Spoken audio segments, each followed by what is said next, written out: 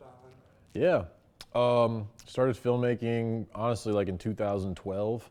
Started doing a lot of like local music videos, and then did that for about 5 years or so, 5, 6 years. And then 2017 was when I made my first doc short. It was actually my capstone at Indiana University, Indianapolis. Um, at the time it was IUPUI, now it's IU Indianapolis. Did some festivals, probably got into like maybe 7, 8 festivals. Won the grand jury for the Indiana Spotlight at Heartland, which was really cool. And then yeah, it was a pretty like short run. It was a nice learning experience. And then actually linked up with Tori here that works at for Hobnobben, does some awesome work as well for Destination Park with Andrew Cohn and Brenton Oshel in 2018. And then after that, that's when I started working on my feature, Greener Pastures, which I worked on for 5 years and played here as well. And then during the period of Greener Pastures, such like a longitudinal piece, I kept myself busy. I made a short called Sunny toward the middle/end of production for Greener Pastures, and then which played at Hobnobben also, I think, in 2021.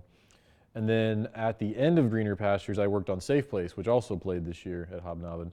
So I've directed and made 3 shorts, produced another one, edited another one, and then did my first feature, Greener Pastures. So yeah, I've worked on, excuse me, I guess I could say I've worked on 5 projects. So, can you tell us like, what it was like working on Greener Pastures, especially since it took 5 years and like sort of people you met and interviewed? Yeah. Um, yeah, I mean that was like film school in itself because I didn't go to film school and I took only one video class in college and I failed it miserably. So it was like a great learning experience and learning opportunity to like learn how to basically make a movie. 2018 was like a period of like discovery where I talked to probably 100 farmers over an 8 month period, and then got it down to 4 farm families between Ohio, Wisconsin, Minnesota, Iowa, and Missouri. And then pretty much after that, I received a development grant from the Catapult Film Fund. They're based in San Francisco. They've done some great stuff. American Factory, Crip Camp, so those are on Netflix. The Obamas, the Midnight Family. So they've done a lot of really awesome docs in the independent world and space. So got a $20,000 grant from them, and with that grant, it pretty much took me through production for about a year, and then I was pretty broke at that point. It was a year, and I was shooting weddings to make ends meet. I was making $13 an hour as a graduate assistant teaching when I was getting my master's. And then I got invited to Doc Society and Exposure Lab's Good Pitch. I got shortlisted, but then they invited me for the Climate Story Lab, which was I think it was in July 2019. That's when I linked up with Exposure Labs and Doc Society. They've done The Social Dilemma, Chasing Ice, Chasing Coral, Won't You Be My Neighbor. So they've worked a lot in the space of HBO, Netflix, Hulu, all those like major streamers and players. So it was really great to just be exposed to all that. And then finally, after a year, like when I was at that point in 2019, David and Linda Cornfield executive produced Greener Pastures, and they provided the support and the funding to make the film happen. And I was able to shoot pretty seamlessly and work on it up until like COVID happened, and then we did pickups and shoots in 2020 and 2021, and ultimately finished the edit in 2022 with some final pickups, and then finally had our premiere in 2023. So it was a huge learning curve for sure, just like understanding the process and doing it at the most grassroots level. Like when you don't have studio backing, you're trying to raise your own money, you got to do all this stuff by yourself. And it was a pretty small team. I mean, I think it was probably close to 180 to 200 days of shooting total. Like I probably did 120 of those days by myself. So like not having the money early on, it was, you just pray and hope it works out in the end, and you just get to the finish line and you're just super grateful to be done. I mean, honestly, that's like really inspiring to hear. I feel like a lot of people are kind of just like, oh, I'm gonna do a project like here and now. But knowing that like it took you like so long to make it, you had to kind of like struggle and overcome. Like, what was that like for you? Did that like maybe have like an impact on the film, or did it kind of inspire you more to keep going this year? Yeah, that's a great question. I mean, I think when you start involving other organizations and people, you kind of have like an unwritten obligation and also like a contractual obligation to like deliver something. Like, for example, to get super granular, like when you take development funds, like you have to deliver, like the development funds were designed to make a fundraising sample. So you have to basically make a 10 to 20 minute sample. It's in the contract, and then they give you that money to do that, and you know, you have to deliver. So once I got to that milestone, you know, you just like hope that there's a way that more money and more opportunities come in to keep shooting. So the Doc Society and Exposure Lab stuff with the cornfields and like Jeff Orlowski and all them, it's completely separate from Catapult. Like they're all pretty intertwined in the independent doc space because they're all very like connected, and it's very fraternal, like in a good way though, I would say, because they all mingle and intertwine and speak with each other, and they kind of know like what's on the radars and stuff like that. But you kind of get to a point where when you start to get the support and the backing and the opportunities, like you kind of just feel like you have to get it done. You know, you got to do it, and you just find a way to make it happen. And I think the hardest part was probably during COVID, like the toilet paper craze between like March and May and June, where nobody was shooting anything and nobody knew the severity of COVID and how to operate in the space. And then when the election rolled around and that fall came around, people started opening up their doors again and started going out. And that's when we like went back at it hardcore for about 3-4 months straight of shooting. So I think you just realize that you just take like one day at a time, you take baby steps and just pray and hope it works out. And if you just keep having faith, it's all about timing, and you know the right, and the saying of like, it's all about relationships, like that really goes a long way. But also I think a lot of it has to do with luck, a lot of it has to do with skill, and just timing too. But yeah, it's a huge learning experience. I know kind of how to operate moving forward. So I was kind of like curious, especially with the comes to documents. What was it like, reaching out to these farmers and like being with them for so long and interviewing them? What was the experience like with that? Yeah, the experience actually was like super. It wasn't actually that difficult. Because it's the hardest part about it was like trying to find farmers, because the genesis of the project revolved around suicide and mental health, because the CDC released a series of statistics that shared that farmers and agriculture workers had the highest rate of suicide among any United States profession. NPR ran a story on it, and then from there it was a matter of just like finding farmers that would talk about it, and not only that, but like they were directly or indirectly correlated to suicide or mental health. So it was like definitely like a needle in the haystack kind of thing, because not all farmers, are going to have suicide ideation or a suicide attempt themselves, or a parent had died by suicide. So with Greener Pastures, like all the characters had one of those things. I don't know if this is like spoiler or whatever, but like, Jeff had a suicide attempt, Juliet had a suicide attempt, Jay had suicide ideation, and Chris's mother died by suicide. All directly related to agriculture and farming. Like that was like at the backbone and the foundation for why those mental health issues became so profound. So I went into it knowing that. So after speaking to so many families and going to some events and stuff by myself, like it started to just kind of like unfold naturally. And to summarize it, like the spark notes of it was like, Jeff was featured by HBO and Vice in August of 18. A lot of the contacts I was making, they said, hey, you should reach out to this guy. Messaged him on Facebook after just searching Jeff Ditzenberger. He was the only one that popped up.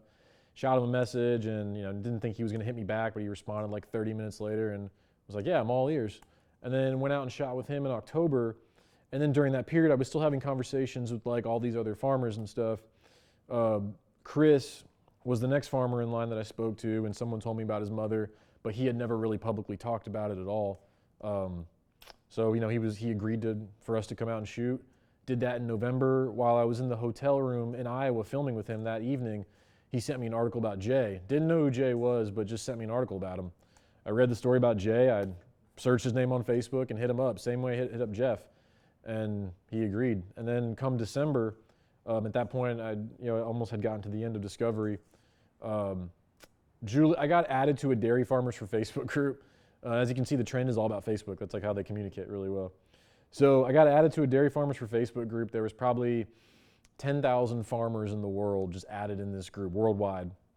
And she had posted a couple times about one of her friends had died by suicide. I had reached out like in August. She didn't respond, so I tried like 4 months later, like what the heck, like I'll try again. And she responded instantly. So then I was in Minnesota in December. So it just happened very serendipitously, very organically, and it all happened through Facebook, mainly. So we saw your film Greener Pastures, and something that hit me was just how comfortable they were being so vulnerable with you. And I just was wondering, like, what is that process like? Do you, for filming them, how much time do you spend building that rapport with them before you start filming, or is it, Yeah. talk about that process? Yeah, I would say I actually talked about that today in the Safe Place panel, where like Safe Place is kind of like the antithesis of that, where that was more like a journalistic hard hitting piece where you go in, you come out for a couple days. But I'm really used to and enjoy doing like very longitudinal character study type pieces where it's like verite, you live in the moment, live with them, you're a fly on the wall, which is what Greener Pastures and like Sunny was that we played here too, 3 years ago. But basically the trust, it's really funny because now I'm like developing other projects and I talk to other people and I like realize like, man, like I must have just gotten really lucky with them, or I realize like how hard and how difficult it is to like build that trust with other like projects and people. But with them in particular, I think it worked out really well because they looked at me as someone that, I mean, I was 24 at the time, 24 going on 25. I'm 30 now. So like they looked at me as like just like a young, like not innocent, but someone that had like good intent.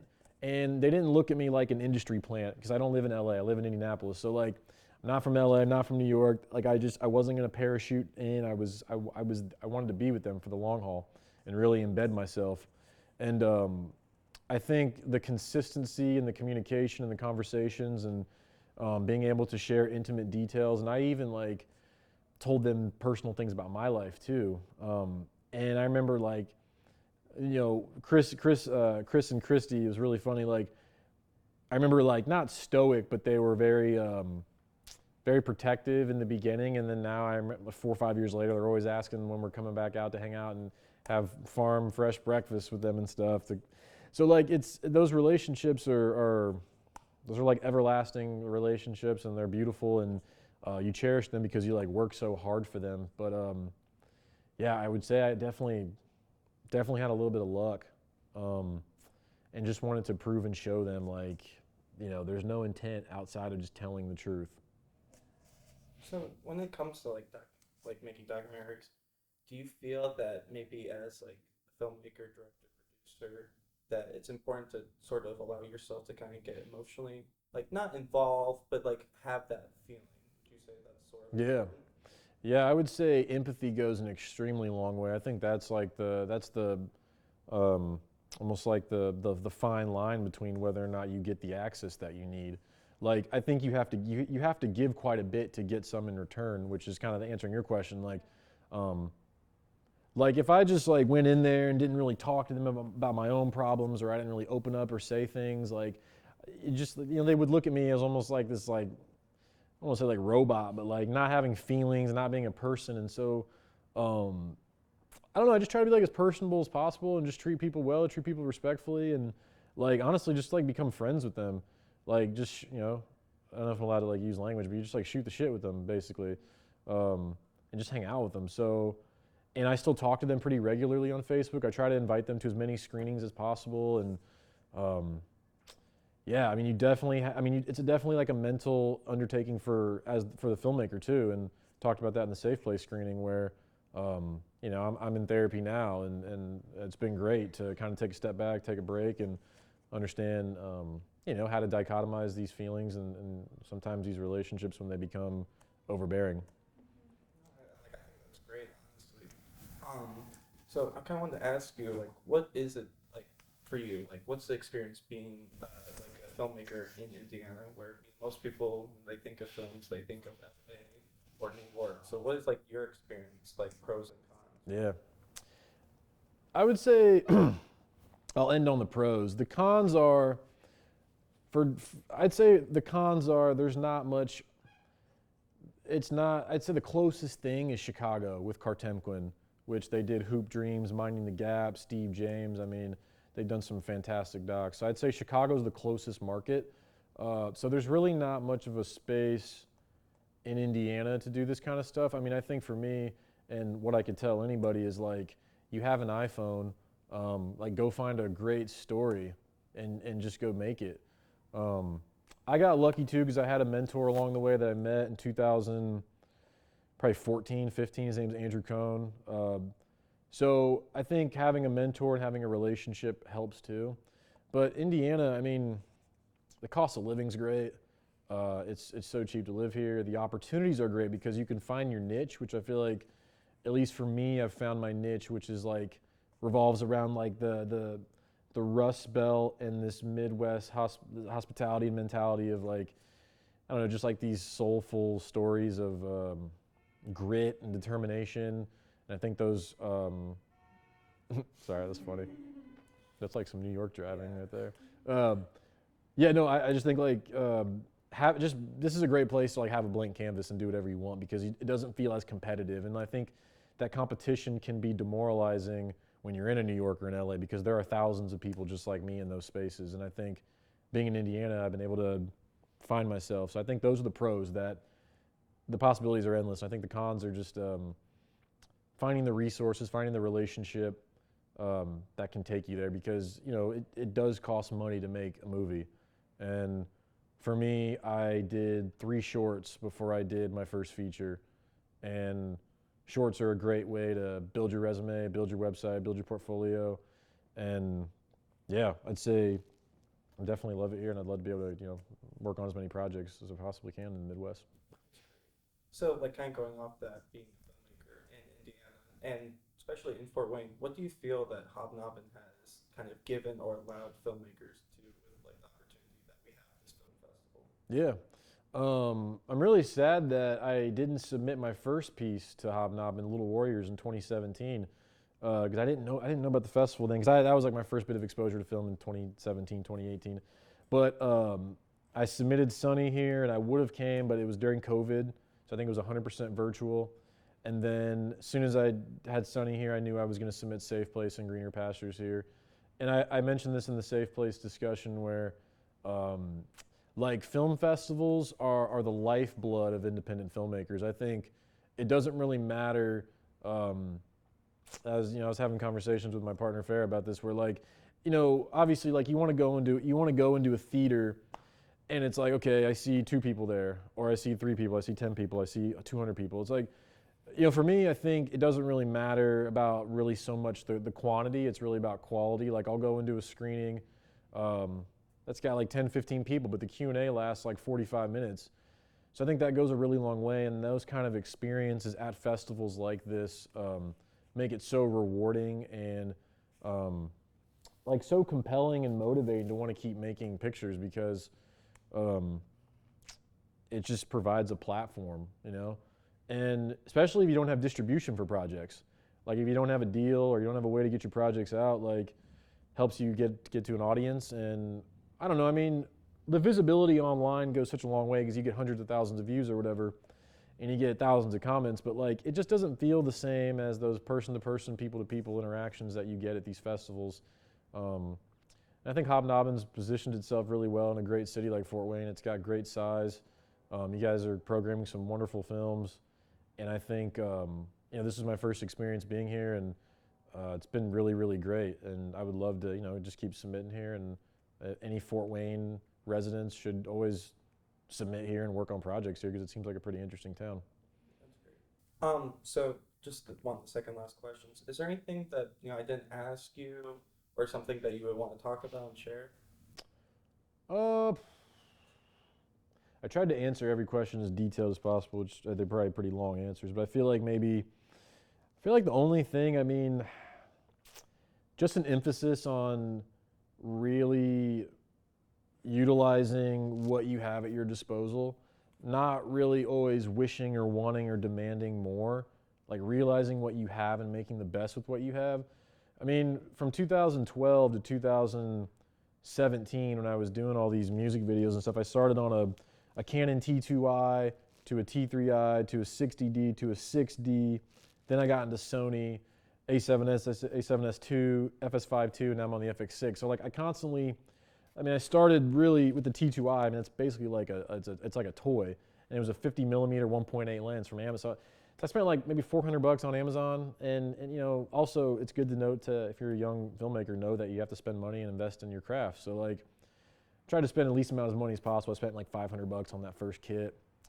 And music videos were the closest thing I could get into, learning story, learning craft, learning how to shoot, learning how to direct, learning how to edit. So I think just knowing what you have available, it goes a really long way. And I think, you can make decisions. I think there's nothing wrong with going to LA or going to New York and starting off like in the mailroom or starting off as a PA and working your way up. For me, I just felt like, I didn't have the money to do that. I didn't have the resources to do that. And I remember I actually took a gap year between when I graduated from high school before I went into college, trying to figure out what I wanted to do. So I feel like just take your time, be patient with yourself, know what you have available, and just enjoy every minute of it, and always focus on having fun and progression. Progression goes a really long way. It's something I think about with every project, where from Little Warriors to Destination Park to Sunny to Greener Pastures to Safe Place, I tried to elevate or progress in some way, whether that's get a better deal somewhere, play at festivals, get more, I hate to say it, accolades or awards, because those do go a long way, as vain as that sounds. But like, just try to elevate and get your foot out, get your foot in there, and get your name out there, get your foot in the door and get your name out there. And just treat people kindly and just work hard. That's great. So the last question, I'm just gonna say something, and then I just want you to finish this. Sure. Okay. Hobnobben is. I was gonna say fun. This is the first thing that came to my mind. I think Hobnobben's fun. I think it's great. Had a blast, and I wish I got in pretty late last night because we were in Peoria. I wanted to come to the awards and the party, but I'm glad I got to come today, and we got to do a little like quasi Q&A with Greener Pastures, and then did the really great, like, I think it was probably like 45-minute discussion for Safe Place. So no, man, it's great. I had a blast, and would love to come back to Hobnobben with the next project for sure.